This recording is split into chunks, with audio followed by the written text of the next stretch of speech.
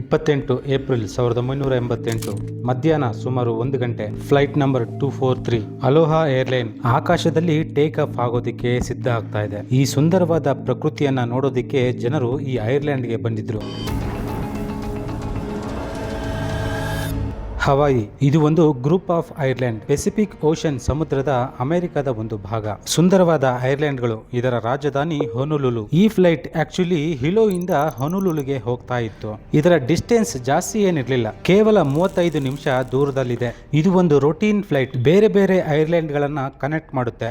ಯಾಕಂದ್ರೆ ಡಿಸ್ಟೆನ್ಸ್ ಎಷ್ಟು ಕಡಿಮೆ ಇದೆ ಅಂದ್ರೆ ಈ ಫ್ಲೈಟ್ ಬೆಳಗ್ಗಿನಿಂದ 8 ಬಾರಿ ಟೇಕ್ ಆಫ್ ಆಗಿತ್ತು. 3 ಸಾರಿ ಬೇರೆ ಬೇರೆ ರೌಂಡ್ ಟ್ರಿಪ್ ಗಳನ್ನ ಮುಗಿಸಿತ್ತು. ಎಂದಿನಂತೆ ಎಲ್ಲ ನಾರ್ಮಲ್ ಆಗಿನೇ ಇತ್ತು. ಪ್ಯಾಸೆಂಜರ್ ಗಳ ಬೋರ್ಡಿಂಗ್ ಮುಗಿಯುತ್ತೆ, ಫ್ಲೈಟ್ ಡೋರ್ ಗಳನ್ನ ಕ್ಲೋಸ್ ಮಾಡಲಾಗುತ್ತೆ. ಸರಿಯಾಗಿ 1 ಗಂಟೆ 25 ನಿಮಿಷಕ್ಕೆ ಈ ಫ್ಲೈಟ್ ಟೇಕ್ ಆಫ್ ಆಗುತ್ತೆ.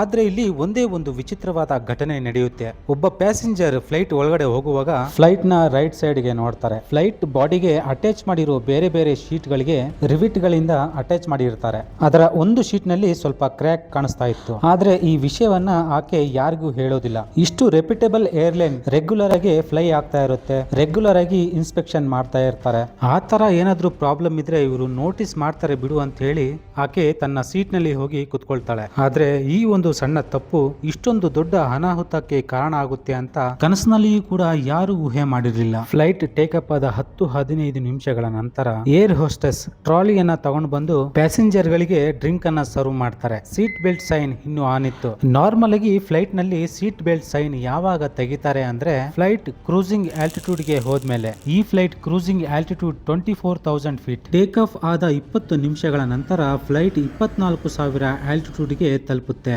ಯಾವಾಗ ಈ ಫ್ಲೈಟ್ ಈ ಹೈಟ್ ಗೆ ಹೋಗುತ್ತೋ ಜೋರಾಗಿ ಒಂದು ಬ್ಲಾಸ್ಟ್ ಆದ ಸೌಂಡ್ ಕೇಳಿಸುತ್ತೆ. ಎಲ್ಲಾ ಪ್ಯಾಸೆಂಜರ್ ಗಳಿಗೆ ಬ್ಲಾಸ್ಟ್ ಆದ ಸೌಂಡ್ ಜೋರಾಗಿ ಕೇಳಿಸುತ್ತೆ. ಅಚಾನಕ್ ಆಗಿ ರ್ಯಾಪಿಡ್ ಡಿಕಂಪ್ರೆಷನ್ ಆಗುತ್ತೆ. ಉಸಿರಾಡೋದಕ್ಕೆ ತೊಂದರೆ ಆಗುತ್ತೆ. ಲಗೇಜ್ ಗಳು ಚಿಲ್ಲ ಪಿಲ್ಲಿ ಆಗುತ್ತೆ. ಪ್ಯಾಸೆಂಜರ್ಸ್ ಗಳು ಟೋಟಲಿ ಕನ್ಫ್ಯೂಸ್ ಆಗ್ತಾರೆ. ಕೆಲ ಪ್ಯಾಸೆಂಜರ್ ಗಳು ಅಕ್ಕಪಕ್ಕದಲ್ಲಿ ನೋಡ್ತಾರೆ. ಫ್ಲೈಟ್ ನ ಮೇಲ್ಛಾವಣಿ ಮತ್ತು ಎಂಟ್ರಿ ಡೋರ್ ಕಾಣ್ತಾ ಇಲ್ಲ.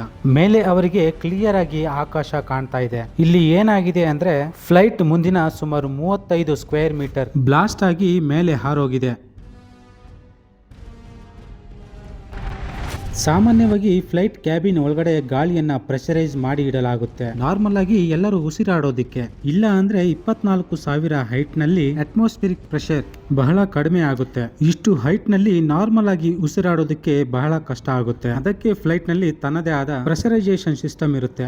ಗಾಳಿಯನ್ನ ಪಂಪ್ ಮಾಡಿ ರೆಗ್ಯುಲೇಟ್ ಮಾಡಿ ಇಡುತ್ತೆ. ಯಾವುದಾದ್ರೂ ಕಾರಣದಿಂದ ಈ ಸಿಸ್ಟಮ್ ಫೇಲ್ ಆಗಿ ಫ್ಲೈಟ್ ಇಷ್ಟೇ ಆಲ್ಟಿಟ್ಯೂಡ್ ನಲ್ಲಿ ಫ್ಲೈ ಆಗ್ತಾ ಇದೆ ಅಂದ್ರೆ ಎಮರ್ಜೆನ್ಸಿ ಕೇಸ್ ನಲ್ಲಿ ಆಕ್ಸಿಜನ್ ಮಾಸ್ಕ್ ಕೆಳಗಡೆ ಬೀಳುತ್ತೆ. ನೀವು ಫ್ಲೈಟ್ ನಲ್ಲಿ ಕೇಳಿರಬೇಕು, ಸೇಫ್ಟಿ ಬ್ರೀಫಿಂಗ್ ನಲ್ಲಿ ಇದನ್ನ ಹೇಳ್ತಾರೆ. ಈ ಆಕ್ಸಿಜನ್ ಮಾಸ್ಕ್ ನಲ್ಲಿ 15 ರಿಂದ 20 ನಿಮಿಷ ಆಕ್ಸಿಜನ್ ಇರುತ್ತೆ. ಈ ಸಮಯದ ಒಳಗಡೆ ಪೈಲಟ್ ಫ್ಲೈಟ್ ಅನ್ನ ಕೆಳಗಡೆ ತಗೊಂಡು ಬಂದು ನಾರ್ಮಲ್ ಆಗಿ ಉಸಿರಾಡುವ ಹೈಟ್ ಗೆ ಫ್ಲೈಟ್ ಅನ್ನ ತಗೊಂಡು ಹೋಗಬೇಕಾಗುತ್ತೆ. ಅಂದ್ರೆ 10,000 ಫೀಟ್ ಹೈಟ್ ಗಿಂತಲೂ ಕಡಿಮೆ. ಆದ್ರೆ ನಮ್ಮ ಈ ಫ್ಲೈಟ್ 243 ಕಥೆಯಲ್ಲಿ ಏನಾಗುತ್ತೆ ಅಂದ್ರೆ ಆಕ್ಸಿಜನ್ ಮಾಸ್ಕ್ ಏನೋ ಕೆಳಗಡೆ ಬಂತು, ಆದ್ರೆ ಆಕ್ಸಿಜನ್ ಮಾಸ್ಕ್ ನ ಸಿಸ್ಟಮ್ ಕೆಲಸ ಮಾಡ್ತಾ ಇಲ್ಲ. ಫ್ಲೈಟ್ ನ ಮೇಲ್ಛಾವಣಿ ಬ್ಲಾಸ್ಟ್ ಆದ ಕಾರಣದಿಂದ ಈ ಸಿಸ್ಟಮ್ ಪೂರ್ತಿಯಾಗಿ ಫೇಲ್ ಆಗಿದೆ. ಪ್ಯಾಸೆಂಜರ್ ಗಳಿಗೆ ಹೈಪೋಕ್ಸಿಯಾದ ಭಯ ಕಾಡ್ತಾ ಇದೆ. ಇದು ಯಾವ ಕಂಡೀಷನ್ ಅಂದ್ರೆ ನಿಮ್ಮ ಬಾಡಿಗೆ ಸಫಿಸಿಯೆಂಟ್ ಆಕ್ಸಿಜನ್ ಸಿಕ್ಕಿಲ್ಲ ಅಂದ್ರೆ ಪ್ರಜ್ಞೆ ತಪ್ಪಬಹುದು, ಇಲ್ಲ ಸಾವು ಕೂಡ ಸಂಭವಿಸಬಹುದು. ವಿತಿನ್ ಸೆಕೆಂಡ್ ಎಲ್ಲರೂ ಪ್ರಜ್ಞೆ ತಪ್ತಾ ಇದ್ದಾರೆ, ಕನ್ಫ್ಯೂಷನ್ ಆಗ್ತಾ ಇದೆ. ಇಂಥ ಸಿಚುವೇಶನ್ ನಲ್ಲಿ 1 ರಿಂದ 2 ನಿಮಿಷ ಸಾಕು ಪ್ರಜ್ಞೆ ತಪ್ಪೋದಿಕ್ಕೆ.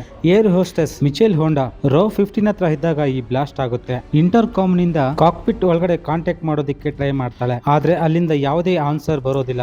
ಸೆಕೆಂಡ್ ಏರ್ ಹೋಸ್ಟೆಸ್ ಸಿವಿ ಲಾನ್ಸಿಂಗ್ ರೋ 5 ಹತ್ರ ಡ್ರಿಂಕ್ ಸರ್ವ್ ಮಾಡ್ತಾ ಇದ್ರು. ಫ್ಲೈಟ್ ನ ಮೇಲ್ಛಾವಣಿ ಬ್ಲಾಸ್ಟ್ ಆದ ತಕ್ಷಣ ಆಕೆನೂ ಗಾಳಿಯಲ್ಲಿ ಹಾರಿ ಹೋಗ್ತಾಳೆ. ಮೂರನೇ ಏರ್ ಹೋಸ್ಟೆಸ್ ರೋ 2 ಹತ್ರ ಇದ್ರು. ಲಗೇಜ್ ತಲೆಗೆ ತಾಕಿ ಅಲ್ಲೇ ಕೆಳಗಡೆ ಬಿದ್ದೋಗ್ತಾಳೆ. ಎಲ್ಲರಿಗೂ ಆತಂಕ ಶುರುವಾಗಿದೆ.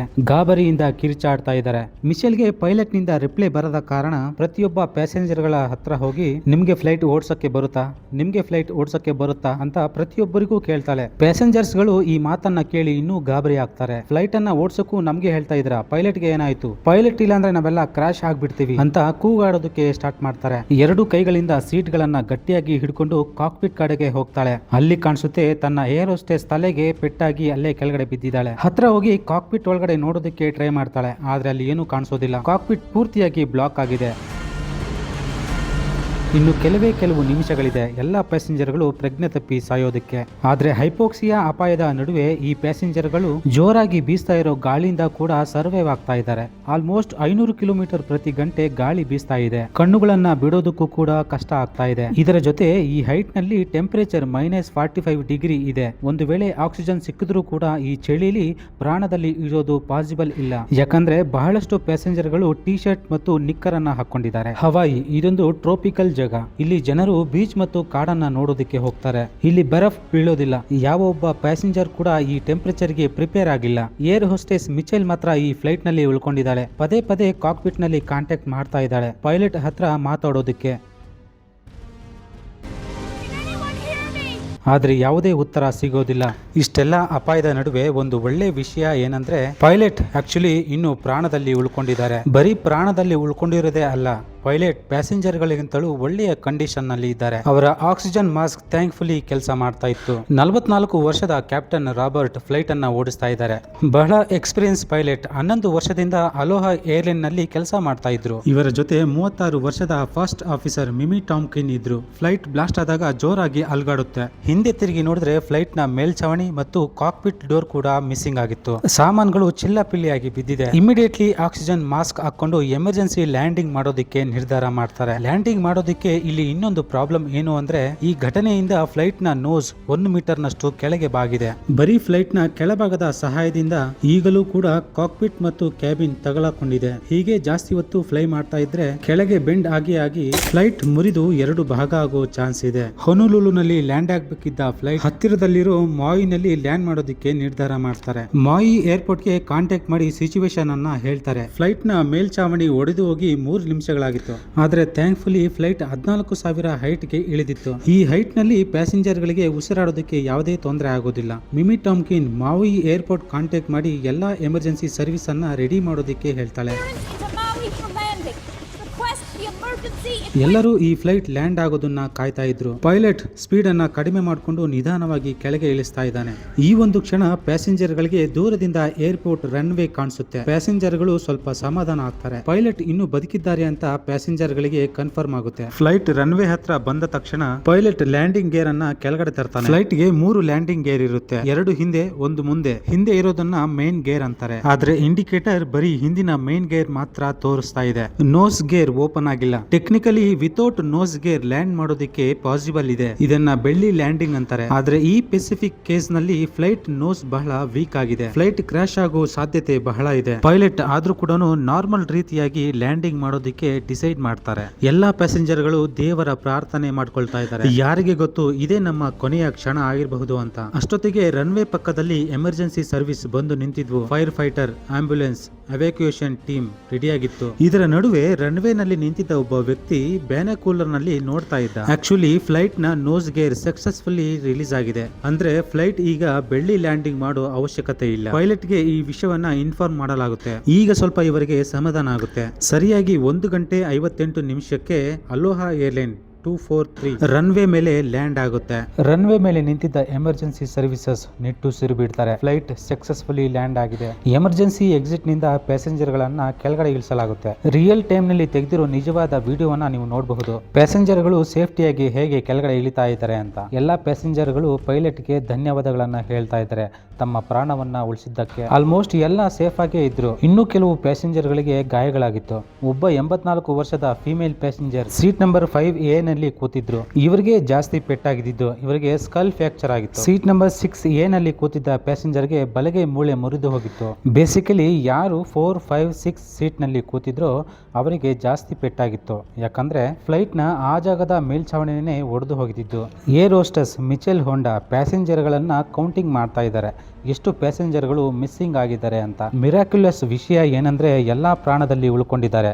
ಆದ್ರೆ 58 ವರ್ಷದ ಏರ್ ಹೋಸ್ಟೆಸ್ ಸಿಬಿ ಲಾಂಚಿಂಗ್ ಅನ್ನ ಬಿಟ್ಟು ಸರ್ಚ್ ಟೀಮ್ ಬಹಳ ಪ್ರಯತ್ನ ಮಾಡ್ತಾರೆ ಹುಡ್ಕೋದಕ್ಕೆ. ದುರದೃಷ್ಟವಶಾತ್ ಆಕೆಯ ಬಾಡಿ ಸಿಗೋದಿಲ್ಲ. ಸಮುದ್ರದ ಆಳದಲ್ಲಿ ಕಳೆದು ಹೋಗಿದೆ. ಬಾಕಿ ಉಳಿದ ಪ್ಯಾಸೆಂಜರ್ ಗಳು ನಾವು ಪ್ರಾಣಾಪಾಯದಿಂದ ಪಾರಾಗಿದ್ದೇವೆ ಅಂತ ಖುಷಿ ಪಡ್ತಾ ಇದ್ದಾರೆ. ಇವರು ಇವರ ಲಕ್ ನಿಂದ ಉಳ್ಕೊಂಡಿದ್ದಾರಾ? ಇಲ್ಲ ವೀಕ್ಷಕರೇ, ಇಲ್ಲಿ ಒಂದು ಟೆಕ್ನಿಕಲ್ ಎಕ್ವಿಪ್ಮೆಂಟ್ ಇವರ ಪ್ರಾಣ ಉಳಿಸುತ್ತೆ. ಅದು ಯಾವುದು ಅಂದ್ರೆ ಸೀಟ್ ಬೆಲ್ಟ್. ನಾನು ಮೊದಲೇ ಹೇಳಿದ ಹಾಗೆ ಫ್ಲೈಟ್ ಕ್ರೂಸಿಂಗ್ ಆಲ್ಟಿಟ್ಯೂಡ್ಗೆ ಹೋಗಿರ್ಲಿಲ್ಲ.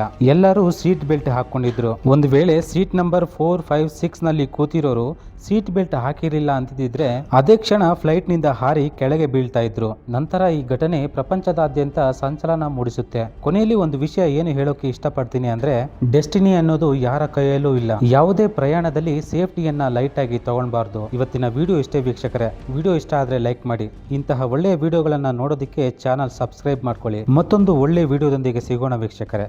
ಅಲ್ಲಿಯವರೆಗೆ ಜೈ ಹಿಂದ್.